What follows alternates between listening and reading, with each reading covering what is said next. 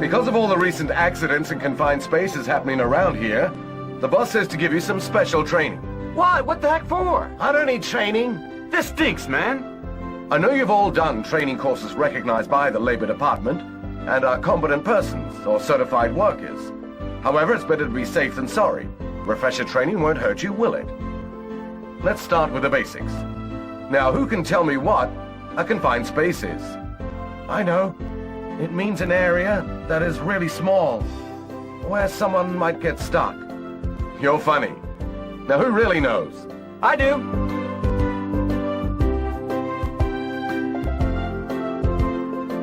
Confined space means any enclosed place that has poor ventilation, that could cause, for example, fire, explosions, suffocation, increase in body temperature, and exposure to situations including flammable gas, other hazardous gas, free-flowing solids, or high liquid levels.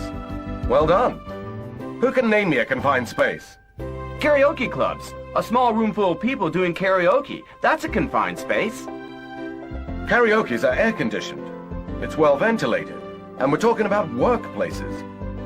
What about a chamber? Manhole and water tanks. Sewers? Pipes? Ship cargo holds? Tunnels? And, A boiler, pressure receiver, tank, and silo.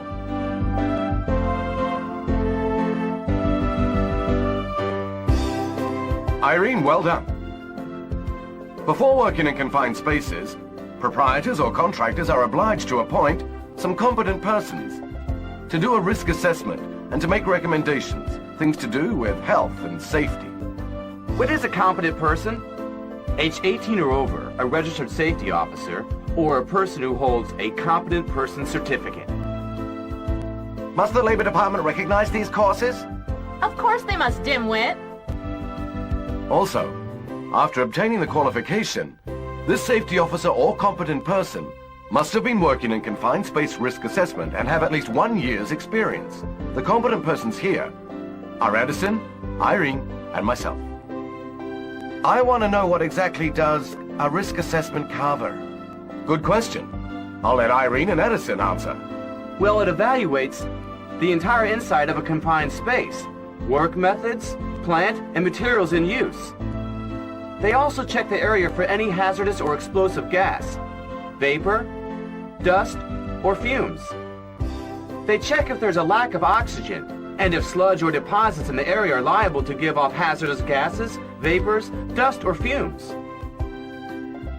They also check the possibility of an inrush of solid or liquid, the chance of losing consciousness due to being too hot, the possibility of a fire or an explosion, recommendations on the safety measures, including the possible use of approved breathing apparatus, and the length of time workers may remain in the space. Can we start work right after the risk assessment then? No, you can't. When the proprietor or contractor is satisfied with everything that the risk assessment report has to say, they need to comply with the safety measures recommended in the report. And if there has been a big change in the conditions of a confined space, we need to get a competent person for a fresh risk assessment. What? Does the condition of a confined space change just like that? Of course. For instance, the sewer. The increase in the level of sewage or stormwater due to sudden rainfall or the evolution of toxic gases, well, that's dangerous in a confined space. It'll take us ages to finish a job with this much work. Yes, that's true, but I'm afraid there's no shortcuts here. There could be a fire, explosions, heat and dampness, hazardous gas, lack of oxygen. There could be sudden floods, or free-flowing solids such as crops and sand. These are all dangerous in a confined space. That's why we have to take it seriously. Right now, I want to highlight to all of you the danger that arises from toxic gases. What are the most commonly found toxic gases in confined spaces? Hydrogen sulfide. Carbon monoxide. But can you tell me their characteristics and hazards, though? Hydrogen sulfide is toxic and flammable. It smells of rotten eggs. It's normally deposited in the sludge in sewers and is released if the sludge is stirred. Carbon monoxide is odorless. If inhaled, it reduces oxygen dissolving in the blood, leading to unconsciousness and even death. carbon monoxide is released from incomplete combustion or burning of materials containing carbide. It's therefore strongly advised not to use machines propelled by fuel oil. What can we use instead of fuel oil? Electricity. Flammable or explosive gas may also exist in confined spaces. One of the most dangerous of these gases is methane. Methane is formed by the decomposition of organic materials. It's lighter than air and accumulates very easily, replacing oxygen. You have to pay extra attention to the use of combustible liquid. Like adhesives and thinners, they give off flammable gas which, when exposed to fire sources like welding sparks, will lead to a fire or explosion. Wow, that's really bad. Are you all familiar with the safety precautions we need before working in confined spaces? Edison? Isolation, cleaning, atmospheric testing, and ventilation. That's good. What's isolation? Isolating means disconnecting and locking out power sources to mechanical equipment in the confined space. All pipes connecting to the confined space must be blanked up and locked off. And put up labels to avoid them being accidentally opened. On top of that, the pipes have to be sealed off with metal blanks. Then what about cleaning, sir? It means removing the hazardous substances in the confined space, but remember to drain all liquid left inside after the cleaning. After that, we have to do an atmospheric test. What gases do we test for, Irene? Carbon monoxide, hydrogen sulfide, and flammable gas like methane. In addition, you have to check the oxygen level inside the confined space. Edison, what's the acceptable standard? 19.5 to 23%. Correct. The easiest way is to use this kind of direct reading gas testing meter. The gas analysis result can be read up here. Visual and audio alarms will be used to warn workers against entering. If the gas analysis fails the safety standard. What do we have to do when doing the atmospheric test? The gas testing meter has to be calibrated before use, and this test must be conducted outside the confined space.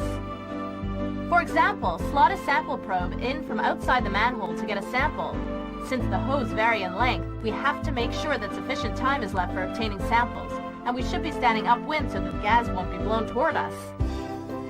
One more thing to remember. Air in a confined space should be tested at different levels and locations, since dangerous gases with different densities relative to air may accumulate at different locations in the confined space. For example, methane stays up and hydrogen sulfide stays low, so make sure you stir the sludge first before you obtain the gas samples, because the toxic hydrogen sulfide may be trapped underneath it. After the test, then can we start? Of course not.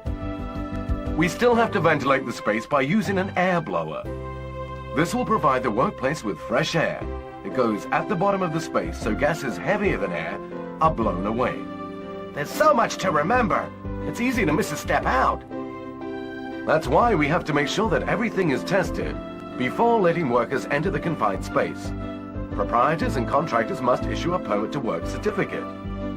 This says that all precautions listed in the risk assessment report are undertaken.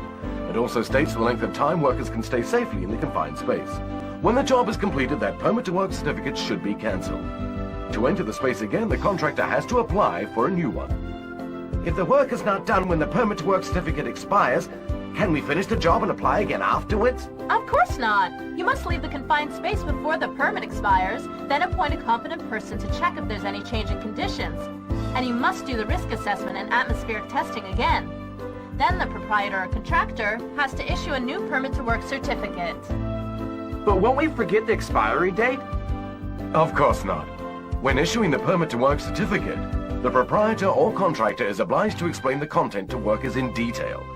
The permit to work certificate and the risk assessment report must be displayed at the entrance of the space, so there's no excuse. Unless you're an idiot. Can anyone tell me what precautions have to be taken when we do start to work? Be smart and react quickly when accidents happen. Ensure that only certified workers enter the confined space. Ensure a standby person is stationed outside the confined space to maintain communication with the workers inside. This is important in case of emergency. Have you all been listening? Do you all know how to become certified workers? Sure, we're certified workers already. aged 18 or over, and holding a certified worker certificate recognized by the Labor Department. That's correct. What else must we know before entering a confined space? Well now, you still have to use personal protective equipment and rescue equipment. Edison, why don't you tell us, if you don't mind? Approved breathing apparatus, full body harness, and lifeline. The harness and lifeline must be connected. The free end of the lifeline must be held by the standby person outside the confined space. Make sure the standby person is strong enough to pull workers out of the space. Wow, no way! How can I do that? Use appropriate lifting equipment, like a tripod complemented by the use of a winch and fall arrestor. Wow, so we have to use the breathing apparatus every time we work in a confined space. That all depends on what the risk assessment report says. If you're working on underground pipes, you have to wear approved breathing apparatus. There could be toxic gas, fuel oil, sewage, or other hazardous substances. Generally speaking, when we work on these pipes, we will always wear the breathing apparatus. Sir, can you show us how to use the breathing apparatus? I'll need Edison to help demonstrate. Before using it, we have to check the entire set for damage. The carrying system, all the buckles, hoses, face mask, and compressed air cylinder. Put on the carrying system, fasten the waist belt, pull down the shoulder strap gently, then fit the mask. Hold the pressure gauge with your left hand. Slowly turn the cylinder valve to its fullest with your right hand. Make sure that the cylinder is at least 80% full. Then do the high pressure test to check for leaks.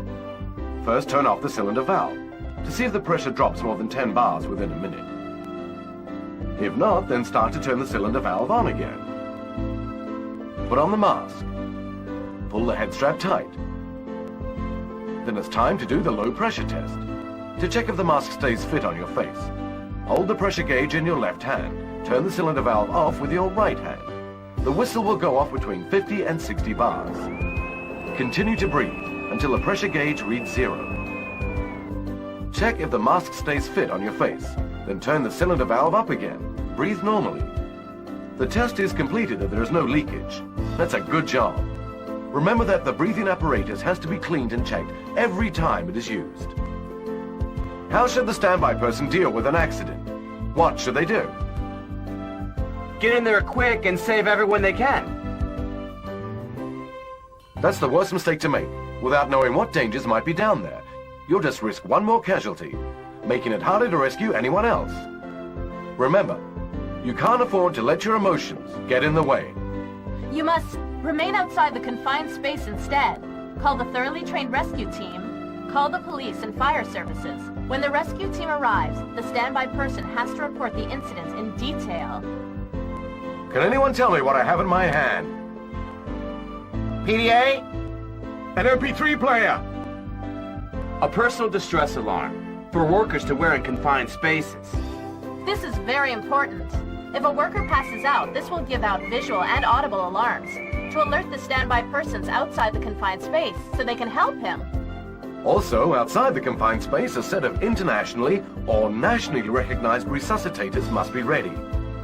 In case of accidents, adequately trained rescue teams will be able to help workers with breathing difficulties. Can anyone tell me any other emergency rescue equipment? Flashlights, first aid kit, stretcher, the approved breathing apparatus we just talked about, full body harness, tripod, and winch. The company should develop emergency procedures to deal with any emergencies inside confined spaces and conduct regular drills. Irene, Edison, you are now familiar with the confined space safety rules. But now we must practice. I can't just tell you. It's time for some field experience. Field experience? You have to do a field observation on 3 different kinds of confined spaces. Let me know if there are any problems. Okay, just leave it to us. Shall we start with an ordinary type of confined space? Ordinary? What do you mean? I mean the water tanks on most roofs. I know. Those tanks have to be cleaned regularly to keep the drinking water clean. Let's check the plant room. Before getting into the tank, we must do isolation. Disconnect the power supply to the water pump. Then lock it out. and then put up a warning label. In case someone turns on the water pump by accident when workers are working in the tank. Then we have to drain all of the water in the tank.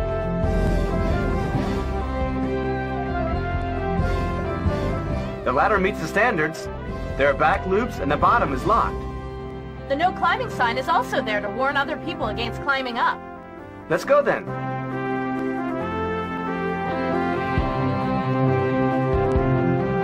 Let's get this open and finish our job. No, not yet. We have to do the atmospheric testing.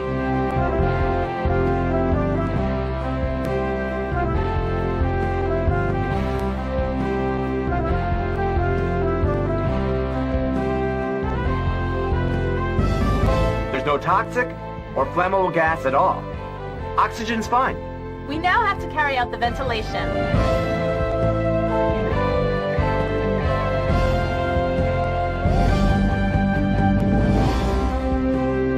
The proprietor of the confined space will be able to issue the permit to work certificate and display it with the risk assessment report in a conspicuous place. Okay, let's go. Hey, wait a minute. What about your personal protective equipment? It's so much safer to wear the personal distress alarm and the safety harness. Right, let's set the tripod, winch, and fall arrestor. We're just cleaning the tank. Setting up all this looks far too serious. It's always better to be safe. I'll be able to pull you out in case there's an accident. But wait, we're missing one thing.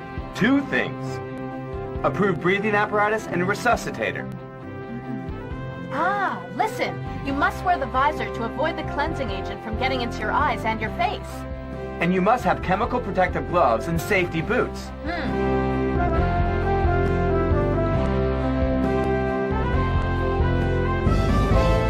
And you stay outside and closely monitor what your partner is doing.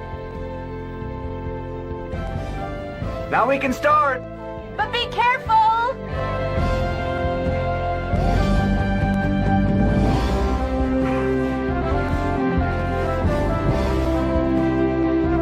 Captain, the first job's accomplished. Everything went perfectly. Well done. And where do you want us to go this time, Captain? It's already arranged. Sewer maintenance. Okay, on our way.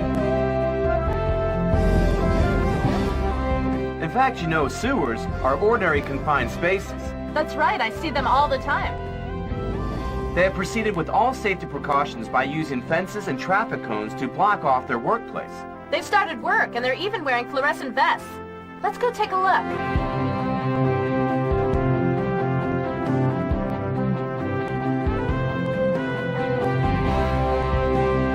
The permit to work certificate and risk assessment report are here. And they've followed all safety procedures. Now they're proceeding with the cleaning. Yes, I know that. They're cleaning sand, silt, debris, and other things blocking the sewer. Stop being so smart. Do you know what comes next? Of course, it's isolation. But sewer maintenance uses a special isolation method. Ah, I think you're referring to ball blowing. We put an inflatable stopper, commonly known as a rubber ball, at the entrance of the sewer, and several upstream entrances to stop the sewage from getting into the sewer. The inflated stoppers perform the isolation. It stops any hazardous substances getting in. Besides, we have to do atmospheric testing to see if any toxic gas or flammable gas exists. Also, we need to ensure there's enough oxygen. What if there's not enough ventilation? Then we need to use the air blower to force fresh air in. Hey, why have you got that toy car? You know nothing. This is a pipeline CCTV survey equipment for checking the sewer. See the lens? There? Oh, Edison, that's so small. Before letting workers enter the sewer, we'll put the camera inside to inspect the pipeline condition. Oh, so then the camera will capture and send the images to the CCTV monitor. We can see if there's something wrong. This is great. Wow. Very clear images. Yeah. Hi, Captain. The sewer maintenance job's done. That's great. Everything went well. Where shall we go now? Irene, you take a break. Come back to the office. Yes, sir. Hi. Edison, the next confined space is a traffic tunnel under construction. Take 2 certified workers with you. Okay. The entrance is huge. That's not confined. Captain must have a reason for sending us here. Yeah. Although the entrance is wide, the tunnel's long, and with insufficient airflow, it's definitely a confined space. Well, let me go and check it. Not yet. We have to register before we go in. Well, how do we do it? See that room?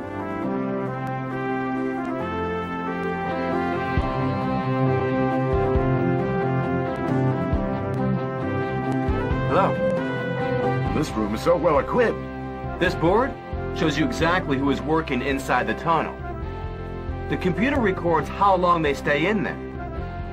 Look here. This board carries the data for atmospheric testing when it was done, and the time workers are safe to stay in the tunnel. Nothing could possibly go wrong. Well, here are the breathing apparatus, resuscitator, and stretcher, just in case. Hey, these look like pumps at a gas station. What are they? They are headlamps. They have to stay charged. Yeah. Have you two finished shopping? Get your cards and let's register. What's this bronze plate for? It's just a number. Well, that's just for fatal accidents. If we can't recognize your face at all, we've got this number. Hey, don't say that.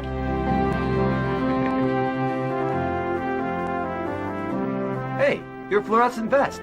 Oh, it's back in the room. I'll go get it. You do have to wear the vest. There's low visibility and traffic in the tunnel. How do they ventilate? A tunnel of this length and depth. It's installed with a powerful ventilation system. The airline is 400 meters long. This keeps the oxygen at a safe level for the workers. It also removes hazardous gas and dust. The air quality is constantly monitored.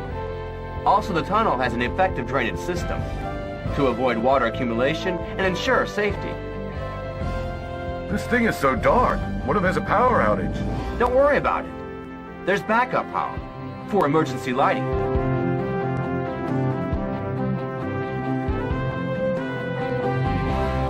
Hey, there's even a telephone. Is that so workers can chat with friends if they get a little bit bored? You don't know anything, huh? This is an emergency phone for communicating with people on duty in the room we were in. Oh, what's happening? What's the escape route in case there's a fire? I know that. Run to the entrance. Why are you always such an idiot? What if the entrance is blocked or smoke screen? There are other emergency exits in between the tunnels. If you can't go through one, use the emergency exit to reach an adjacent point. Head for the assembly point. By wearing this escape respirator, you can avoid the inhalation of excessive smoke. How long can we survive with this respirator on? About 15 minutes. If you can't reach the exit in that time, that's it. Okay. Let's head back to the office now. Come on.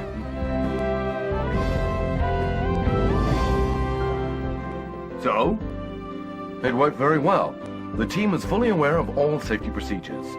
I sent them out to inspect various confined spaces. That gave them experience. You've done a great job.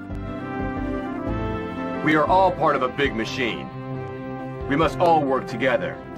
Employers all need to set up a system of work that is safe and sound. Arrange the necessary training for workers and provide safety equipment. Workers must use the safety equipment provided and observe all safety procedures. And if there's any problem, they should report it to their employer at once. Also, apart from our own personal safety, we need to care about others. All look out for each other. If you have any more inquiries about confined space safety, you can